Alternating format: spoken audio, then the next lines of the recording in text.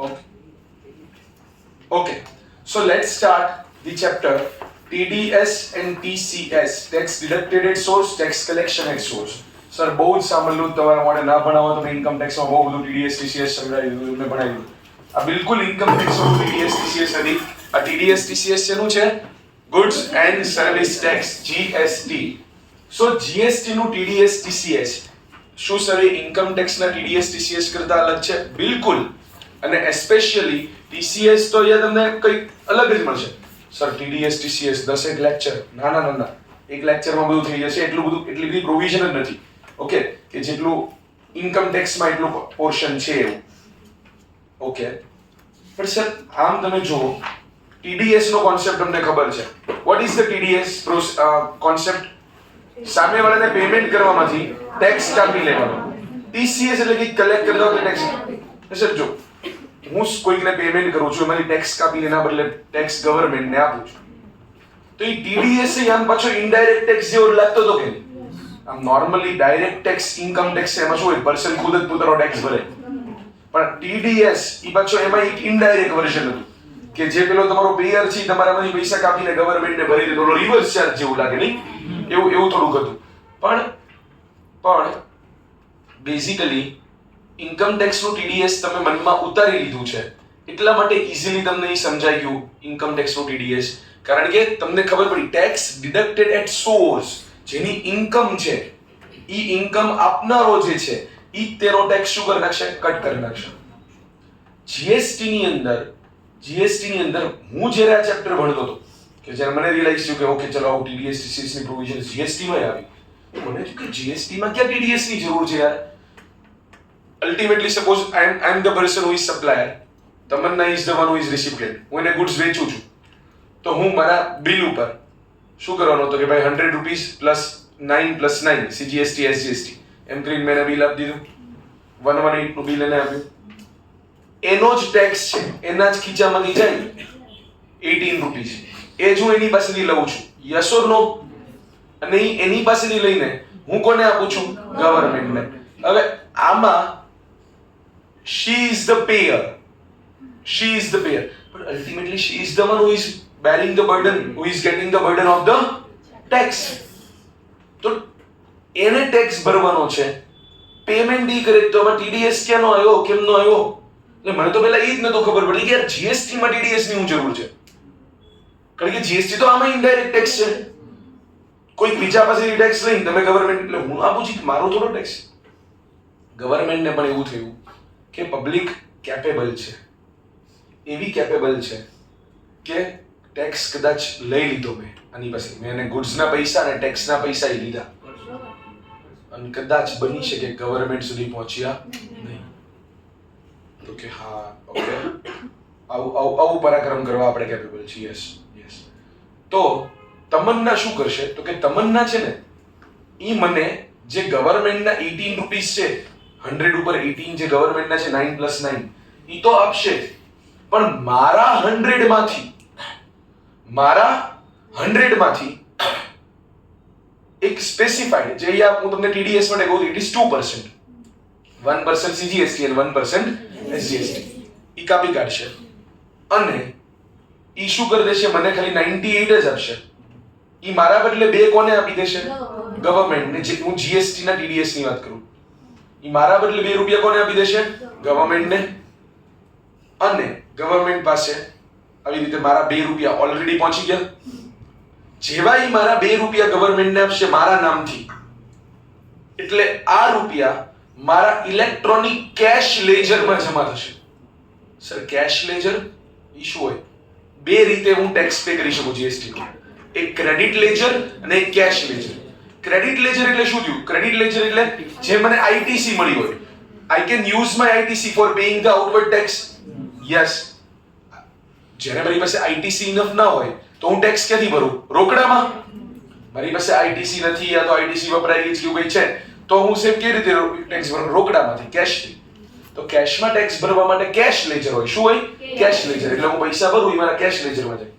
હવે ITC હોય ને, ITC એના યુઝ કરવા માટે અમુક રિસ્ટ્રિક્શન્સ હોય કે અમુક જગ્યાએ ITC યુઝ ના થાય, અમુક જગ્યાએ પાછું ITC યુઝ થાય.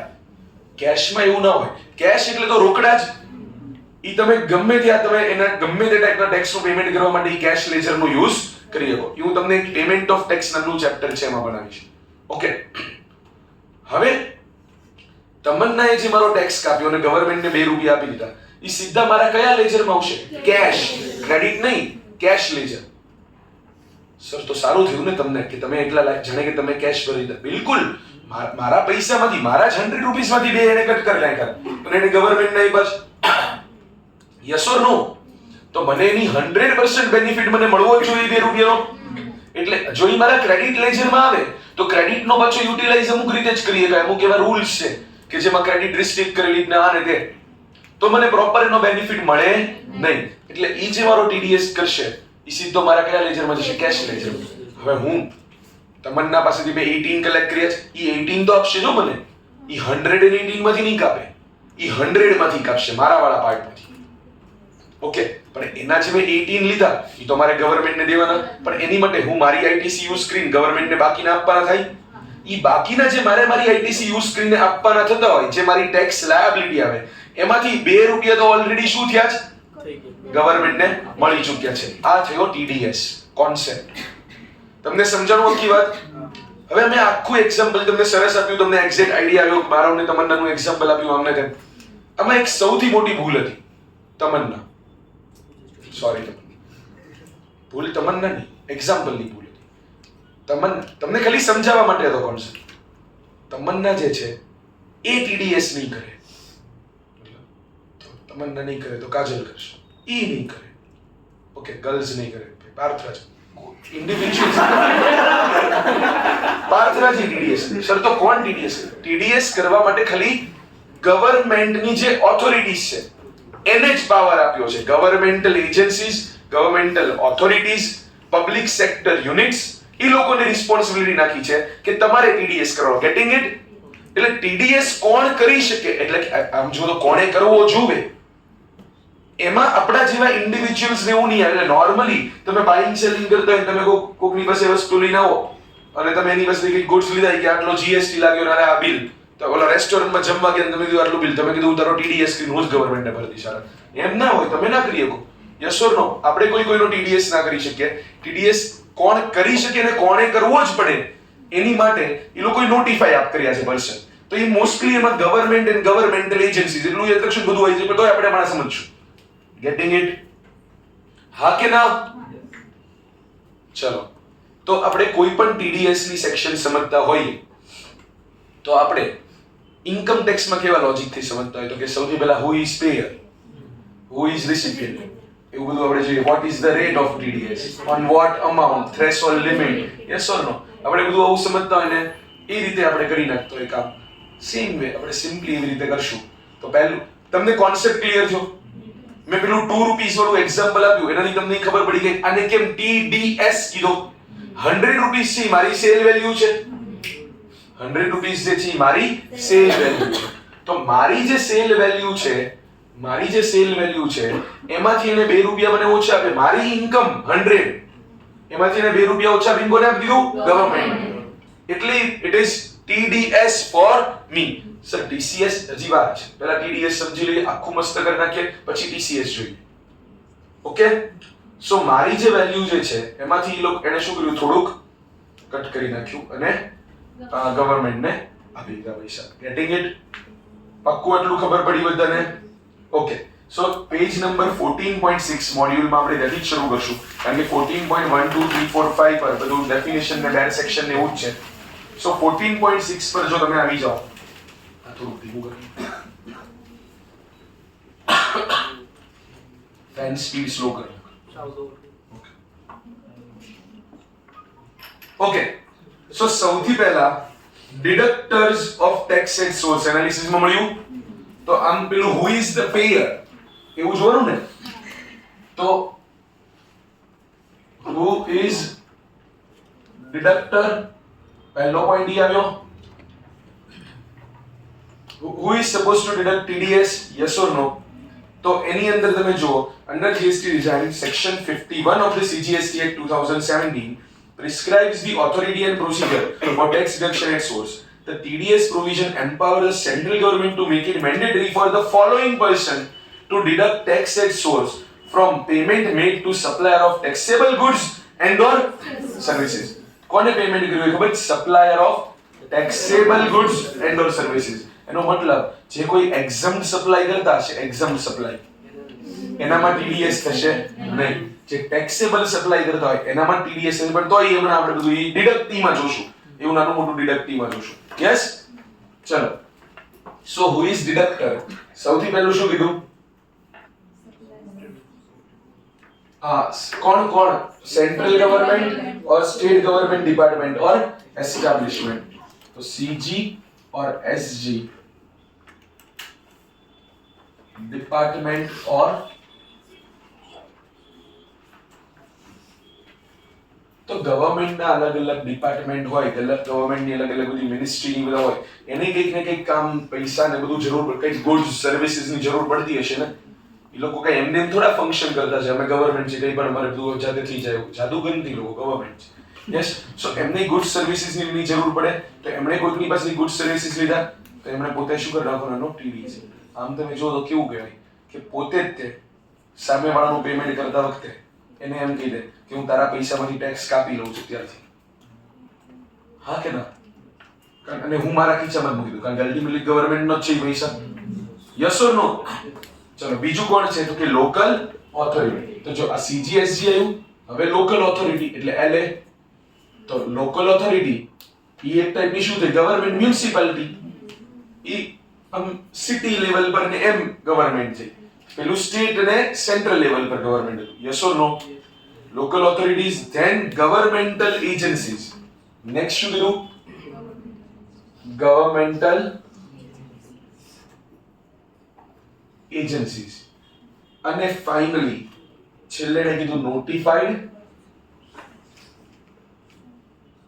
પર્સન્સ. તો કે સર કોઈ નોટિફાઈ કર્યું છે? Yes.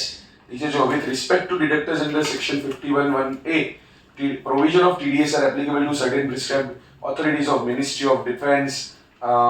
Remaining authorities under Ministry of Defence are exempt. એટલે મિનિસ્ટ્રી ઓફ ડિફેન્સમાં મોટા ભાગને એક્ઝમ્પ્ટ કર્યું છે, અમુક સર્ટેન ને છે રાખ્યું છે, એ ઠીક છે. Detailed list has been specified in notification 57/2018. Okay. The following person have been notified under clause D of subsection 1 of 51 by the central government. હવે કોણ છે? તો કે an authority or a board or any other body set up by act of parliament or state legislature or established by any government with 51% or more participation by equity or control to carry out any function. તો શું આવ્યું? તો કે સૌથી પહેલા notified માં પાછા પહેલું કોણ આવશે? તો કે which is, you can say, set up by an act of parliament એટલે state government, sorry central government નો એક્ટ હોય, યા તો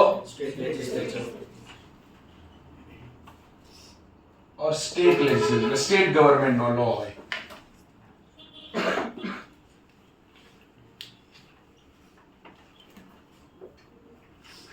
પ્લસ આ શું હોય? એસ્ટાબ્લિશ્ડ બાય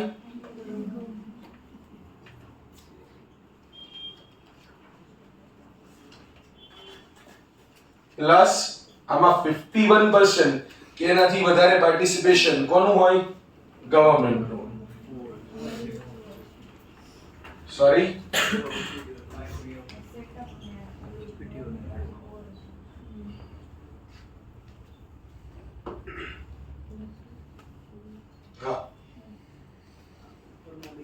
આ एक्चुअली और આવશે ને, કારણ setup by act of parliament જ હોય તો પછી ગવર્નમેન્ટ નું થયું, ઓર એસ્ટાબ્લિશ્ડ બાય ગવર્નમેન્ટ જેમાં ગવર્નમેન્ટ નું પાર્ટિસિપેશન શું આવશે?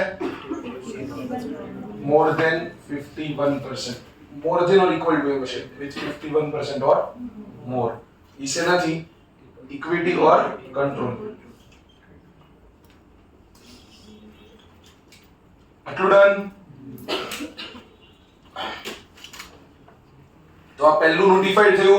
It has been clarified by circular number 76/50/2018 dated 31st December 2018 that the rider of 51% or more participation by way of equity or control is applicable to both items 1 and 2. એટલે બંનેમાં આવશે. જો આ 51% વાળું આ બંનેમાં છે એટલે આમાંય 51 છે અને આમાંય તે છે એટલે બંનેમાં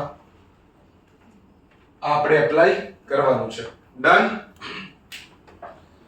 thus the provision of section 51 of the CGST Act are applicable only to such authority or a board or any other body set by an act of parliament or state legislation or established by any government in which 51% or more of the participation by equity or control is with the government. પછી આવ્યું બીજું society established by the CGSG or LA. તો societies established by state government, central government or local authority. અને finally public sector undertakings કે જેને આપણે એમ કહેતા હોઈએ છીએ PSUs, public sector undertaking.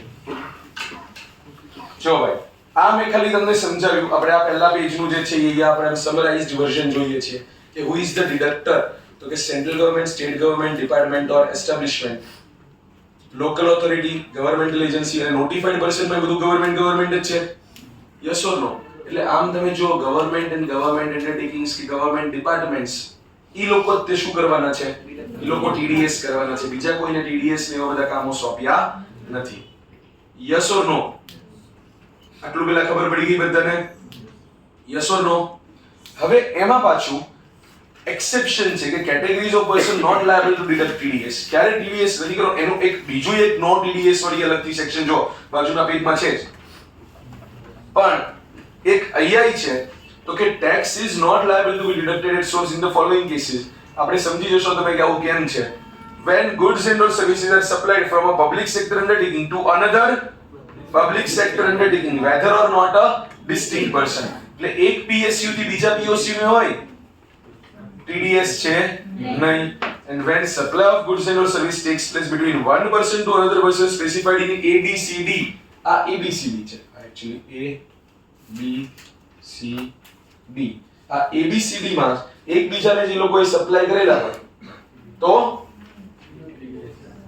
એમાં આવશે નહીં. અને કેવી રીતે? યા તો પછી સેમ પોતાના શું હોય ડિસ્ટિંક્ટ પર્સન. હા કે ના? between one person to another person specified in ABCD of section this. ટૂંકમાં એ તો એવું થયું પેલું એક હિસ્સામાંથી પૈસા કાઢી બીજા હિસ્સામાં મૂકવા જાઉં કે હું જ ગવર્નમેન્ટ, હું જ ઓલા ગવર્નમેન્ટ વાળાનો TDS કટ કરું, હું જ કોને આપું? Government.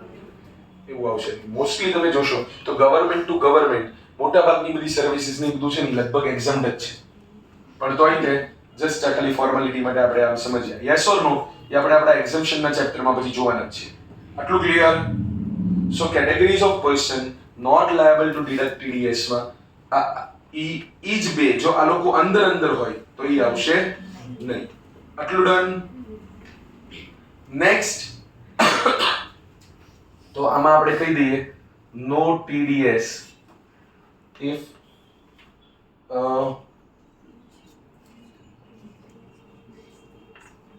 supply between PSU to PSU અને between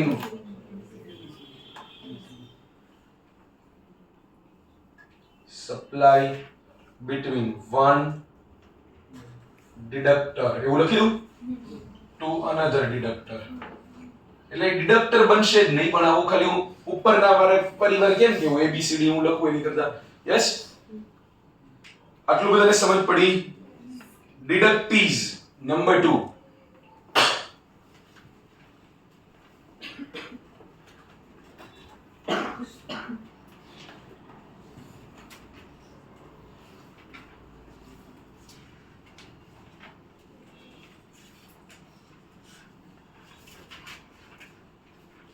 નંબર 2 બનશે કે who shall be deductees. deductees કોણ બનવાનું છે એ આપણે શેમાં સમજશું? નંબર 2 માં. તો કે કોઈ પણ person. deductee means any person who is a supplier of taxable goods or service or both. પણ જેની થ્રેશોલ્ડ લિમિટ કંઈક રાખવી પડે ને નાનકડી વસ્તુમાં TDS ના કરે. જેની કોન્ટ્રાક્ટ વેલ્યુ ઈ એક્સીડ થાય છે 2,50,000. શું એક્સીડ થાય છે? Contract value.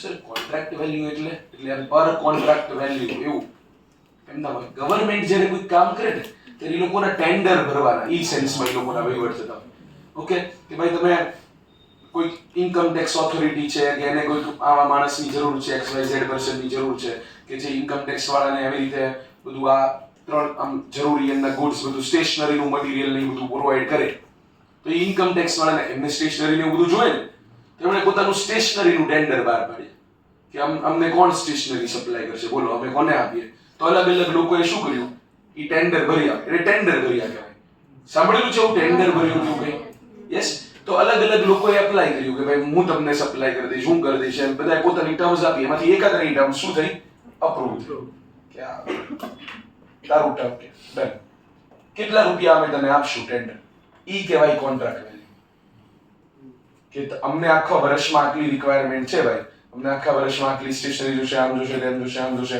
તો કેટલા રૂપિયા જોશે તો કેટલા રૂપિયા થશે તો જો 3 લાખ વાળું અપ્રૂવ થયું હોય તો યસ TDS થશે કારણ કે the threshold limit is 2,50,000 yes or no so એક બિલ એક ઇનવોઇસ એવું કઈ જોવાનું નથી અહીંયા શું જોવાનું છે contract value yes or no લગભગ કોન્ટ્રાક્ટ કેવો હોય એન્યુઅલ કોન્ટ્રાક્ટ લગભગ કેવું હોય એન્યુઅલ એટલે આમ તમે જો તો એન્યુઅલ જેવું જ જોવાનું છે ઇન્કમ ટેક્સ માં આપણે શું કરીએ TDS TCS કરતા વખતે થ્રેશોલ્ડ લિમિટ એન્યુઅલ ચેક કરતા હોય મોટા ભાગે એક ઓલો 194C માં તે બિલ વાઇઝ જોતા હોય બાકી બધામાં તો અને એમાંય પાછું એન્યુઅલ ની તો છે જ 1 લાખ yes or no તો who shall be deductees તો the deductee are the suppliers whose total value of supply of taxable goods and services under contract exceeds 2,50,000 exclusive of tax and cess as per the invoice per contract value ભલે invoice તો એ લોકોએ આપવું જ પડે પર invoice 250 જોવાનું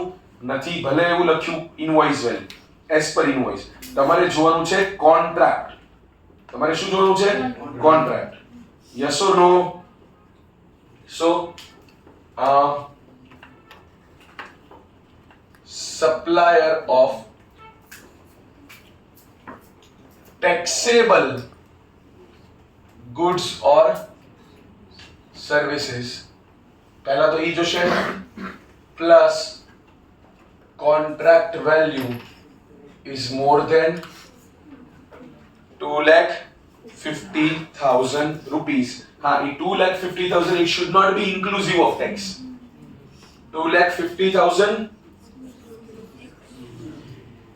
exclusive of tax એટલે એમાં CGST SGST બધું એડ થયું હોવું જોઈએ નહીં આટલું done number 3 standard rate of deduction તો what is the rate of deduction કયા રેટે કરશું ઈ વિચારવાનું રેટ ઓફ TDS તો કહે છે કે 1% પ્લસ 1% ને 1% SGST આટલું ક્લિયર ઓબ્વિયસલી કદાચ ઇન્ડસ્ટ્રેટ હોય તો શું આવશે 2% IGST yes or no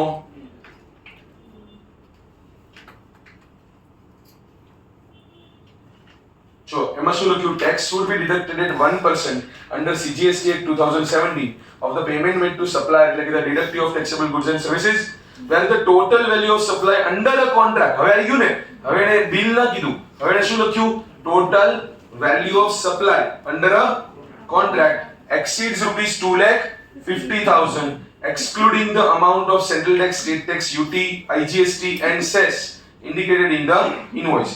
Thus, individual supplies may be less than 250. But if the total value of supplies under a contract is more than 250, TDS has to be deducted. તમારે per contract જોવાનું છે. Yes or no?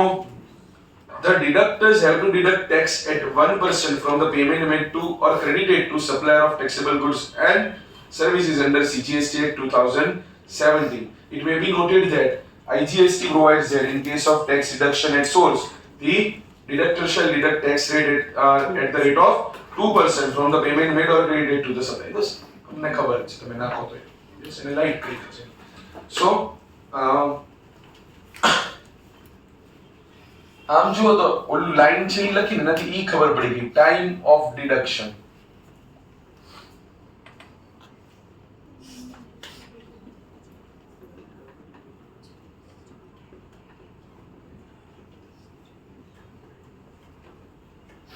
હા કે ના? કારણ કે જો એને શું લખ્યું કે but if the deductor have to deduct 1% from payment made or credited, કાં તો પે કર્યું યા તો ક્રેડિટ કર્યું to the supplier, એટલે payment or credit whichever is earlier જેવું થઈ ગયું. yes or no? આ બેઝિક પ્રોવિઝન થી હા હજી એક વસ્તુ એ તમને એવું સમજાવે છે કે એક એવો યુનિક કેસ છે, એક એવો યુનિક કેસ છે કે જેની અંદર TDS નહીં થાય, કે જેની અંદર TDS નહીં થાય અને એનું આખું એક લોજિક છે કે કેમ TDS નહીં થાય. મારે તમને એક્સપ્લેન કરવું છે ઓબ્વિયસલી, પણ એની પહેલા જો તમારે આવું કંઈક લખવું હોય જે નોટ્સ જેવું તમને કામ લાગે એટલે તમે જલ્દી એક્ઝામના ટાઈમે રિફર કરી લો તો તમે લખી કાઢો જલ્દી.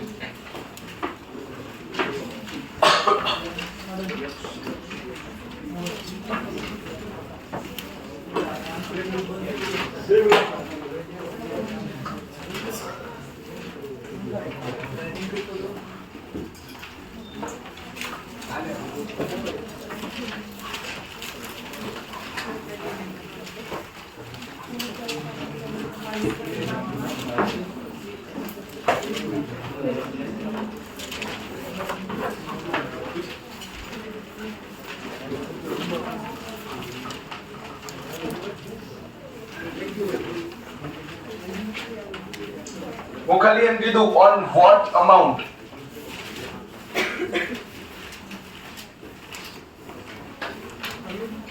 તો ટોટલ જે વેલ્યુ ઓફ સપ્લાય હોય ને એક્સક્લુડિંગ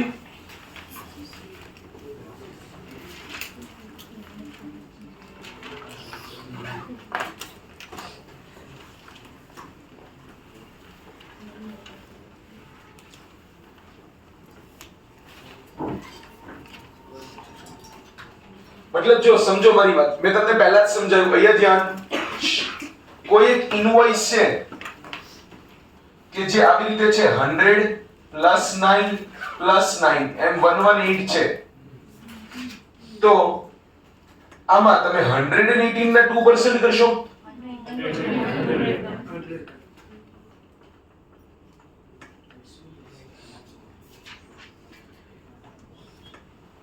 સમજ પડી? આપણે શેના પર કરશું? 100 પર, 118 પર નહીં, બરાબર ને? તો ગવર્નમેન્ટ ના ટેક્સ માંથી તમે ટેક્સ કાપી લો, ખરાબ લાગે છે.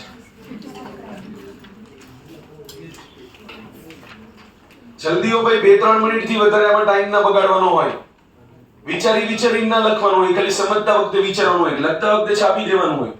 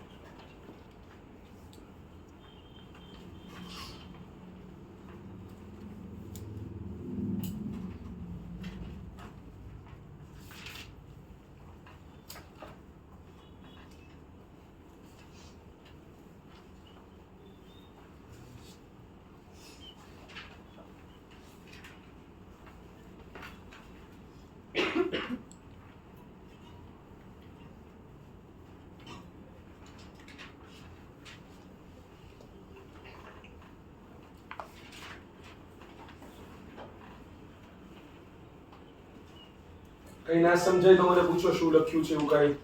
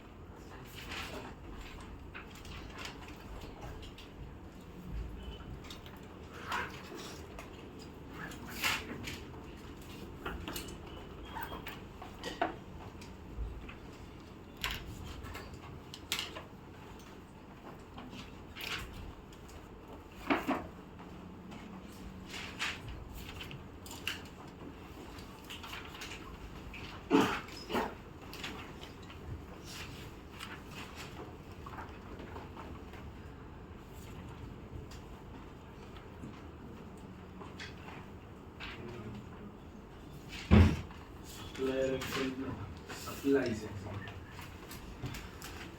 exempt supplies ના supplier નો relation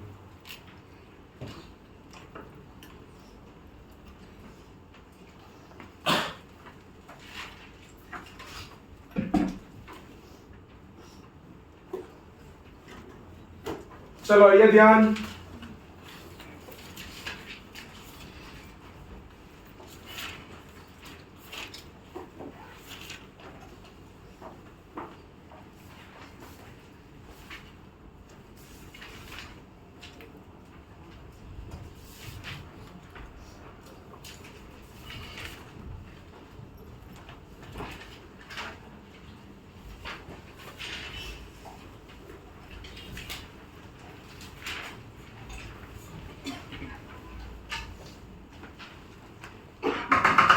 અહીંયા ધ્યાન ટીડીએસ કરે કોણ છે ટીડીએસ કરે કોણ છે ઓકે એટલે જે એક્ચ્યુઅલી રિસિપિયન્ટ હોય ઈ ગવર્નમેન્ટલ એજન્સી છે રિસિપિયન્ટ ઓકે જેમ કે ભાઈ ભાવનગરના રિસિપિયન્ટ ગવર્નમેન્ટલ એજન્સી હશે તો ઈ TDS જે એને ભાવનગરમાં જેને 250 થી વધારેનું કોન્ટ્રાક્ટ સપ્લાય કર્યું છે અંડર વેલ્યુ ઈ ગવર્નમેન્ટ એજન્સી લોકલ ઓથોરિટી કે પેલે પબ્લિક સેક્ટર રેટિંગ જે ભાવનગર વાળા છે ઈ ભાવનગર વાળા ઈ એનો TDS કટ કરે યસ ઓર નો? હું તમને થોડુંક ટૂંકમાં કહી દઉં કે જ્યારે તમે આવા ટેક્સ ડિડક્ટર બનવાના હોય ને ટેક્સ ડિડક્ટર તો તમારું એક અલગથી રજિસ્ટ્રેશન થશે. તમારે GST માં રજિસ્ટ્રેશન કરવાનું એઝ અ ટેક્સ ડિડક્ટર. જે નોર્મલ કોઈ પણ ને જેમ કેમ રજિસ્ટ્રેશન લેવાનું હોય એમ અહીંયા રજિસ્ટ્રેશન પણ અહીંયા સેપરેટ રજિસ્ટ્રેશનની પ્રોવિઝન છે. આના માટે રજિસ્ટ્રેશનની પ્રોવિઝન સેપરેટ છે, આનું સેપરેટ રજિસ્ટ્રેશન હોય. માની લો કે હું એક ગવર્નમેન્ટલ એજન્સી છું જે ટેક્સેબલ સપ્લાય કરે જ છે, એટલે હું આમ તો રજિસ્ટર્ડ છું જ અંડર નોર્મલ રજિસ્ટ્રેશન, કારણ કે હું એક ટેક્સેબલ પર્સન છું. I am liable to be registered or I am registered and related to હું નોર્મલ ને GST પેલું REG01 ભરીને મેં રજિસ્ટ્રેશન કરાયેલું છે તોય મારે યસ સેપરેટ રજિસ્ટ્રેશન કરવું. The answer is yes. હા કે ના? મારે રજિસ્ટ્રેશન ક્યાં લેવાનું? જે સ્ટેટમાંથી મારી રજિસ્ટર્ડ ઓફિસ સિચ્યુએટેડ હોય ત્યાં, મતલબ જ્યાંથી હું મેઇન રજિસ્ટર્ડ હોય કે જેથી મારું ઓપરેશન થતું હોય ત્યાં હું રજિસ્ટર્ડ થઈશ. યસ ઓર નો? તો ભાવનગરની એક ગવર્નમેન્ટલ એજન્સી હશે કે ભાવનગરનું આવી રીતે કોઈ પણ ગવર્નમેન્ટનું યુનિટ કે એવું કંઈક હશે કે લોકલ ઓથોરિટી હશે, એને એઝ અ TDS ડિડક્ટર રજિસ્ટ્રેશન ક્યાં કરેલું છે? ગુજરાત CGS ગુજરાત SGST માં. યસ ઓર નો? આટલું પહેલા બધાને ખબર પડે? હા કે ના? ઓકે. આ મનમાં એક ફિક્સ કરીને રાખો. બીજો સવાલ, હું જે મારો SGST ભરતો હોય, હું કોઈકનો SGST કટ કરીને ભરી દઉં, ઈ ક્યાં આગળ જાય? સ્ટેટ ગવર્નમેન્ટ જ્યાં હું રજિસ્ટર્ડ હોય ત્યાં ને, એટલે ગુજરાતમાં. આટલું ક્લિયર? યસ ઓર નો? આ મગજમાં રાખો. હવે હું કંઈક એક્ઝામ્પલ આપું, ઈ સમજજો.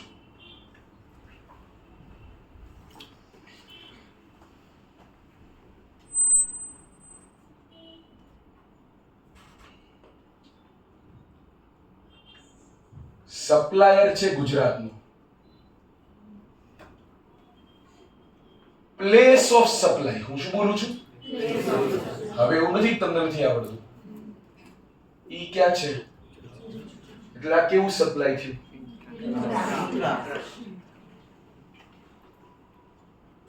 ઇન્ટ્રા સ્ટેટ અને રિસિપિયન્ટ છે ઈ છે ગુજરાતનું. ઓકે, તો ઈ રિસિપિયન્ટ ઈ સપ્લાયરને પેમેન્ટ કરતો હશે, એમાંથી શું કાપી નાખશે? TDS. એટલે એનો TDS જે છે એને 1% પ્લસ 1% કરીને કરી દીધો. એ તો 1 પ્લસ 1 જ થશે કારણ કે આ ઇન્ટ્રા સ્ટેટ છે. અને ઈ રિસિપિયન્ટે કોને જમા કરાયો? એનો જે SGST નો પાર્ટ હોય SGST એને કોને આપ્યો? સ્ટેટ ને. અને કઈ સ્ટેટ ને મળ્યો? જે આના ઇલેક્ટ્રોનિક કેશ લેજરમાં ક્યાં આવશે? ગુજરાતમાં છે. જે ગુજરાત ગવર્નમેન્ટ ને જ ગયો ઈ આને ક્યાં મળશે? ગુજરાતના તેના ગવર્નમેન્ટના અકાઉન્ટમાં. યસ ઓર નો? એના ગુજરાત SGST માં જ આવશે ને. જો માની લો આ CGST કરીએ તો આ ગુજરાત SGST થયો. હું રિસિપિયન્ટ છું ગુજરાતી, તો મારે ગુજરાત SGST થયું. તો મેં આનું 1% જે કર્યું હોય ઈ જશે ક્યાં? ગુજરાત SGST ના જ એકાઉન્ટમાં. એટલે આ સપ્લાયર રીતે એને પોતાનો ગુજરાત SGST પે કરવા સામે યુઝ કરી શકે? કરી શકે, એમાં કોઈ વાંધો નથી. યસ ઓર નો? આટલું પહેલા બધાને ખબર પડી ગઈ? હું શું બોલ્યો એ ખબર પડી? તો આમાં કોઈ વાંધો નથી, આમાં TDS થાય, TDS ચાલે. ઓકે, એક્ઝામ્પલ 2 લઈએ. જેમાં સપ્લાયર છે અને પ્લેસ ઓફ સપ્લાય છે. They are in two different states. માની લો કે સપ્લાયર જે છે એ રાજસ્થાનનો છે, પ્લેસ ઓફ સપ્લાય જે છે એ મહારાષ્ટ્ર છે, ને રિસિપિયન્ટ એનથી વધારે અલગ. ચાલો એ ગુજરાતી રાખી દી પાછો.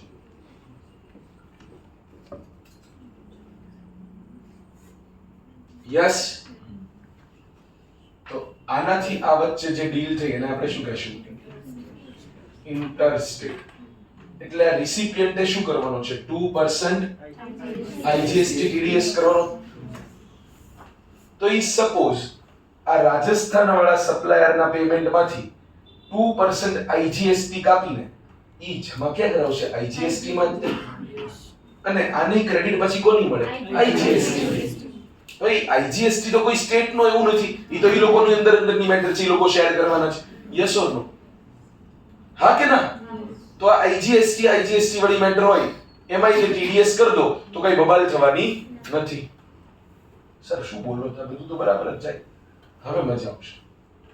નંબર 3 સમજીએ.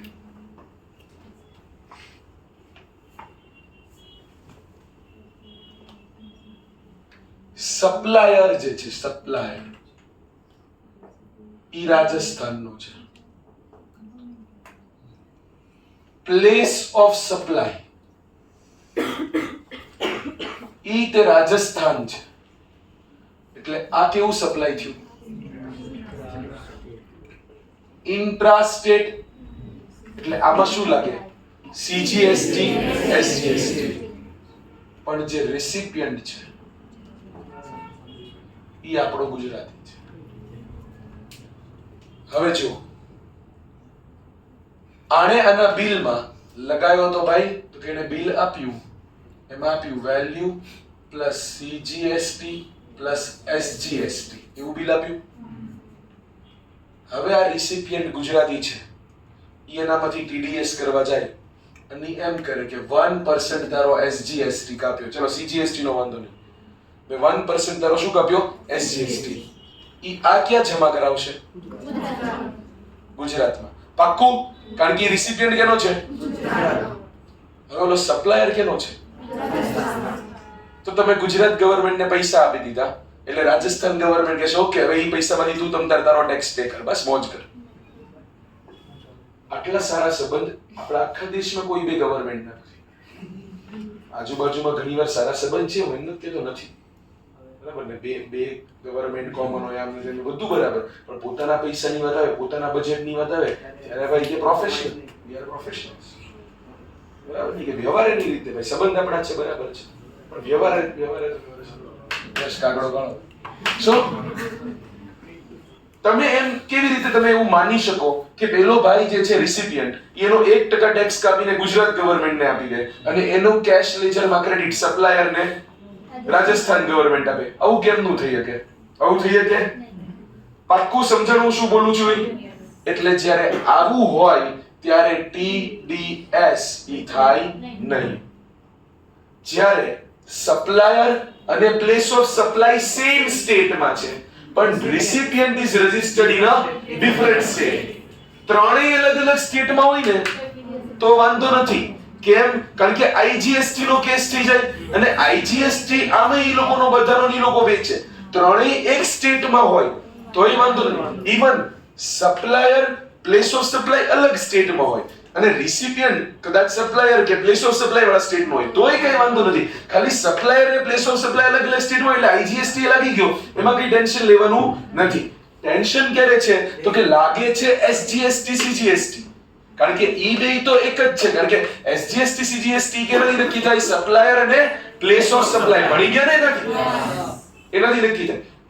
અને ટેક્સ ડિડક્ટ કરનારો પર્સન છે ઈ કોઈ બીજી જગ્યાએ હોય તો ઈ કોઈ બીજા સ્ટેટને પૈસા આપે ને બીજું સ્ટેટ તમને ક્રેડિટ આપે એવું શક્ય નથી. એટલા માટે આમાં TDS નથી. ખબર પડી ગઈ? લોજિક છે. એટલે મેં તમને પહેલા એમ કીધું હોત ને આ લાઈન વંચાઈ દીધી તો તમે ખોટા હેરાન થાત. સો શું સમજવાનું કે when the supplier and place of supplies are in same state but the recipient is in a different state, then the TDS provision is not applicable. આટલું ડન. મેં શું કીધું ખબર પડી? પેજ નંબર 14.9 પર આવી જાઓ. છે બધા સાથે? The proviso to section 51(1). proviso શું હોય? proviso exception. ઈ કંઈક એક્સેપ્ટ કરી લે ને મેઇન પ્રોવિઝન માંથી. proviso નું કામ જ ઈ હોય. yes or no? so proviso to section 51(1) lays down that when the location of the supplier and the place of supply is in a state or union territory, which is different from the state or union territory of registration of the recipient, there will be no TDS. The above statement can be explained in the following situation. A, supplier, place of supply and recipient are in the same state. એટલે આ A આયુ. Yes. B, supplier as well as place of supply are in different states. આ બે અલગ અલગ state માં આવ્યા. B, પણ પ્રોબ્લેમ ક્યારે થયો? Supplier as well as place of supply in state A and recipient is located in state B. આટલું ડન. હા કે ના? તમારે આવું કંઈ નોટ કરવું છે ત્યાં આગળ? I don't know. અને અંદરથી વાંચી લો. It would be possible for the supplier to take credit of TDS in his electronic cash ledger. એવું બધું મળ્યું? એવું પહેલા બેમાં એમ લખશે, it would be possible. Yes. થર્ડમાં શું લખશે? Not possible to take credit in the electronic cash ledger. કારણ કે ઈ ગવર્નમેન્ટ ને કેમ આપે? તમે આરા બીજા ગવર્નમેન્ટ ને ટેક્સ આપી દો, અમે અમારી ગવર્નમેન્ટ ટેક્સ આપે એમ એવું કઈ થોડું હોય. Yes or no?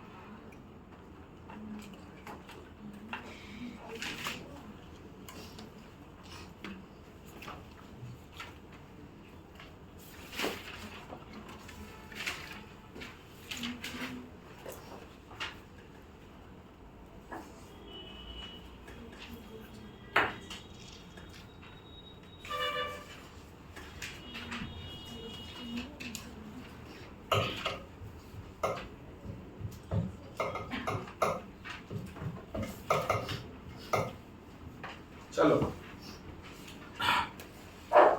ओके नीचे जो एक एग्जांपल 14.9 ऊपर છે location of supplier A place of supply A registration of recipient A બોલો TDS થાય યસ પણ A અને રિસિપિયન્ટ કેનો B TDS થાય નો location of supplier A place of supply B okay ખતમ IGST યસ TDS થઈ જશે એવી રીતે UT1 UT1 UT1 UT1 to UT2 yes કારણ કે 1 અને 2 થઈ ગયું ને UT પ્લેસ ઓફ સપ્લાય અને location yes or no supplier અને UT1 ને ઓલું નો તો થાય ગેટિંગ ઇટ આવડે આટલું value of supply જો કીધું તો amount indicated in the invoice excluding the CGST SGST UTGST IGST cess element is the value of supply for the purpose of TDS yes deposit of TDS with the government તો તમારે જ્યારે government ને TDS આ તમારે જમા તો કરાવવો પડે તમે કટ કરી નાખો કોકનો તો તમે TDS જમા નહીં કરાવો તો તમારી નેક્સ્ટ મંથ ના 10th પહેલા કરી દેવાનો એટલે અત્યારે ફેબ્રુઆરી ચાલે છે તો ફેબ્રુઆરીમાં જો હું એક ગવર્નમેન્ટલ એજન્સી છું મેં કોઈના TDS કટ કર્યા છે તો એ મારે 10th માર્ચ સુધીમાં શું કરી દેવાનું એ જમા કરાવી દેવાનો યસ અને એની માટેનું ફોર્મ છે એ છે GSTR7 શું છે GSTR7 એ GSTR7 માં હું જમા કરાવીશ તો પછી 5 દિવસમાં ગવર્નમેન્ટના પોર્ટલ ઉપરથી મારે એક GSTR7A મળી જશે કે જેનાથી એ સર્ટિફિકેટ છે કે સામેવાળાને શું મળશે ક્રેડિટ સમજ પડી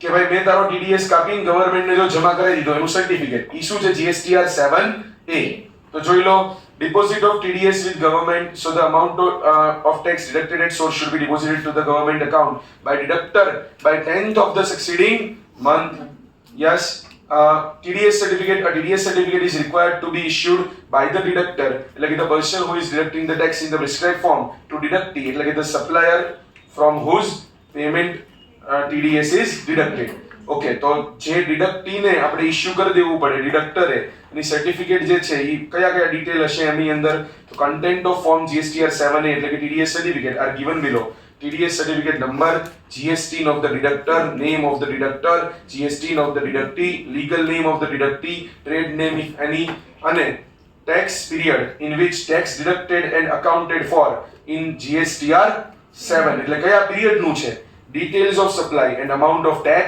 deducted આ બધું એની અંદર લખેલું હશે આટલું done non remittance by deductor તો જો deductor જે છે માની લો કે પેલા ડિડક્ટ તો કરી નાખ્યો અને ગવર્નમેન્ટ ને આપશે નહીં તો કે ઇન્ટરેસ્ટ ની બધું લગાડશું પેનલ ઇન્ટરેસ્ટ લાગશે એટલે પેનલ્ટી વાળું ઇન્ટરેસ્ટ જે that can go up to 24% per annum okay so if the deductor has not ઈ તમારા કોર્સમાં નથી બધી સેક્શન એટલે મતલબ એટલું ડિટેલ એટલું બધું કોર્સમાં નથી ડોન્ટ વરી એક આપણે જે પેમેન્ટ ઓફ ટેક્સ માં એક ઇન્ટરેસ્ટ વાળું થોડું ભણશું પણ એના નકરું એવું છે so if the deductor has not remitted the amount deducted as TDS to the government within the prescribed time limit he is liable to pay penal interest under section 50 in addition to the amount of tax deducted and reflection of amount of TDS so the amount of tax deducted is reflected in the electronic cash ledger of the deductee electronic cash ledger માં આવશે અને return filed by the deductor under section 39(3) એટલે GSTR7 એમાં કે આપણે એને બતાવી દેશું yes or no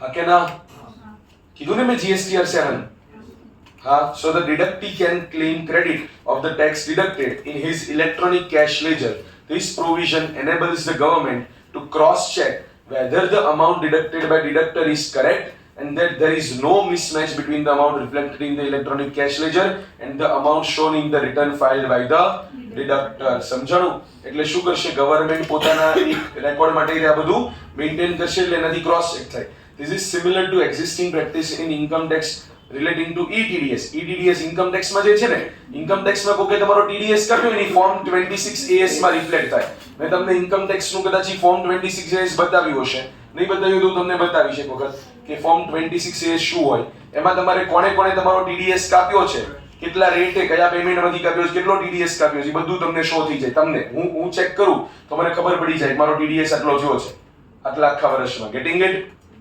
so this is similar to existing practice in income tax relating to ETDS return filed by the deductor and AS26 statement available 26AS statement available for viewing the TDS remitted in respect of transaction by the deductee done determination of amount in default તો જો તમે default કર્યો એટલે કે તમે TDS ના કાપ્યો કાં તો કાપ્યો પણ પછી જમા ના કર્યો તો પછી 73 74 ની જે પેનલ્ટી ની બધું જે છે ઈ તમને લાગશે અને refund on excess or erroneous deduction the deductor or deductee can claim refund or excess deduction or erroneous deduction the provision of section 54 relating to refund would apply in such case and finally registration આવ્યું તો મેં તમને કીધું ને કે registration આને શું કરાવવું પડશે અલગથી આનું રજિસ્ટ્રેશન અલગથી થશે.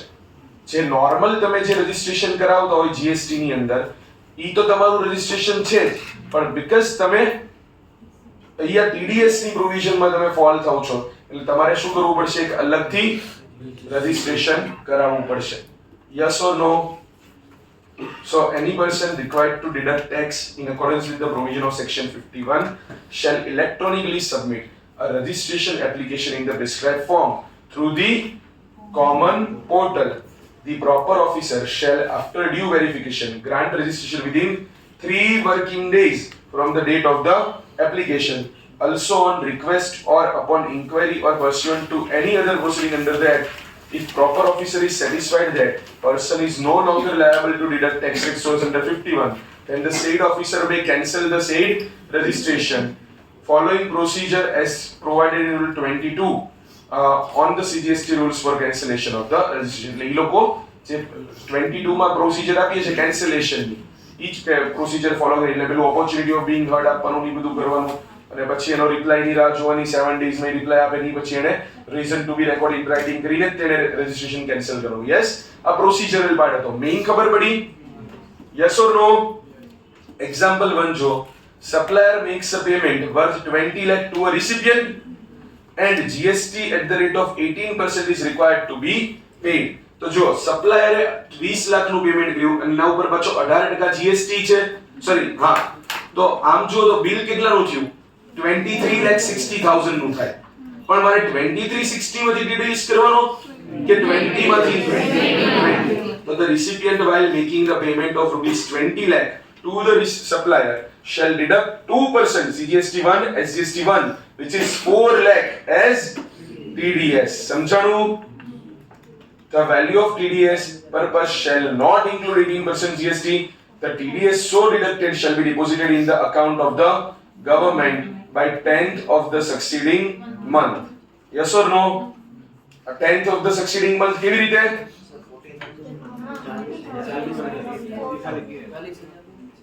હા, ઈ લોકોની ભૂલ લાગે છે. 4 લાખ નહીં થાય, 40,000 છે. Yes, that's correct. અને 10th of the succeeding month કયું ફોર્મેટમાં? GSTR 7. The TDS so deposited in the government account shall be reflected in the electronic cash ledger of the supplier. એટલે કે deductee would be able to use the same for payment of tax of or any other amount. ટૂંકમાં એના બધી tax already ગવર્નમેન્ટને મળી ગયો. આટલું સમજ પડી? આખી TDS ની પ્રોવિઝન સમજાણી તમને લોકોને? Yes or no? TDS આટલું જ છે, બીજું કોઈ નથી. અલગ અલગ નેચરના પેમેન્ટ, ઓલા અલગ અલગ રેટ ને એવું બધું કાઈ યાદ નથી રાખવાનું. Don't worry about it. Simply તમારે ખાલી એમ સમજવાનું છે કે પ્રોવિઝન પહેલા તો રાખી કેમ? કારણ કે પેલો સપ્લાયર જે છે કે ભરે ના ભરે, ગવર્નમેન્ટ સુધી તો એના નામના પૈસા કેશ લેજરમાં પહોંચી જ ગયા. યસ ઓર નો? અને આવું માટે કયા રિસિપિયન્ટને રિસ્પોન્સિબલ કર્યા છે? ગવર્નમેન્ટલ, સેન્ટ્રલ ગવર્નમેન્ટ, સ્ટેટ ગવર્નમેન્ટ, એની એજન્સીઝ, લોકલ ઓથોરિટીઝ. પછી થર્ડ કયું હતું? Local authorities, governmental agencies. અને fourth, notified person. Notified માં 3 હતા: authority or board or any other body set up by an act of parliament or state legislature or established by government. પણ બંનેમાં શું હોવું જોઈએ? 51% થી વધારે હોલ્ડિંગ ગવર્નમેન્ટનું. 51% કે એનાથી વધારે holding by equity or control ગવર્નમેન્ટનો હોવો જોઈએ. બીજું તો કે society registered under CGST, SGST or LA, public sector undertakings. આટલા લોકોએ કરવાનું. પણ પાછું એ લોકો અંદર એકબીજાને સપ્લાય કરતા હોય તો એ લોકોએ ટીડીએસ કરવાનો નથી. ડિડક્ટી કોણ હશે? તો કે supplier of taxable goods or services or both who taxable અને જેનું contract value exceeds 2,50,000. What is the rate of TDS? 1% CGST, 1% SGST. IGST હોય તો 2%. ક્યારે TDS નહીં થાય? તો કે TDS નહીં થાય જ્યારે સપ્લાયર અને location of supply, place of supply, supplier and place of supply same સ્ટેટમાં છે પણ રિસિપિયન્ટ ડિફરન્ટ સ્ટેટમાં છે, ત્યારે થશે નહીં. જે TDS કાપ્યો હોય ઈ કઈ વેલ્યુ પર કાપવાનો? ઇન્ક્લુડિંગ GST કે એક્સક્લુડિંગ GST? એક્સક્લુડિંગ GST. ક્યાં સુધીમાં ડિપોઝિટ કરી દેવાનો? નેક્સ્ટ મંથની 7 10 GSTR 7 sorry નેક્સ્ટ મંથની 10th સુધીમાં ડિપોઝિટ કરી દેવાનું બાય વે ઓફ GSTR 7 અને ઈ પછી 5 દિવસમાં તમારે શું આપી દેવાનું 7A જેની અંદર તમે શું આપશો ને TDS નું સર્ટિફિકેટ યસ ઓર નો અને જો તમે કઈ ના ડિડક્ટ કર્યું આ બધું ના કર્યું તો તમને પ્રોબ્લેમ અમે પછી કરી શકીએ અને તમે જે TDS જમા કરાવ્યો ઈ સામેવાળાને કયા લેજરમાં મળશે cash ledger yes or no supplier ને કેશ લેજર માં મળશે અને શું આની માટે કોઈ અલગથી રજીસ્ટ્રેશન લેવું પડે બિલકુલ જે તમે નોર્મલ રજીસ્ટ્રેશન કરાવ્યું છે એ નહીં ચાલે શું એવું રજીસ્ટ્રેશન કેન્સલ થઈ શકે જો પ્રોપર ઓફિસરને લાગે કે આ ભાઈ લાયબલ નથી હવે ખોટું રજીસ્ટ્રેશન કામ તો એ કેન્સલ પણ કરી શકે બાય ફોલોઈંગ ધ પ્રોસીજર જે ફોર કેન્સલેશન છે એ પ્રોસીજર ફોલો કરીને એ કેન્સલ પણ કરી શકે so this is the provisions relating to TDS okay so આજે આટલું રાખીએ TCS ની પ્રોવિઝન નેક્સ્ટ લેક્ચરમાં સમજીએ થેન્ક યુ એવરીવન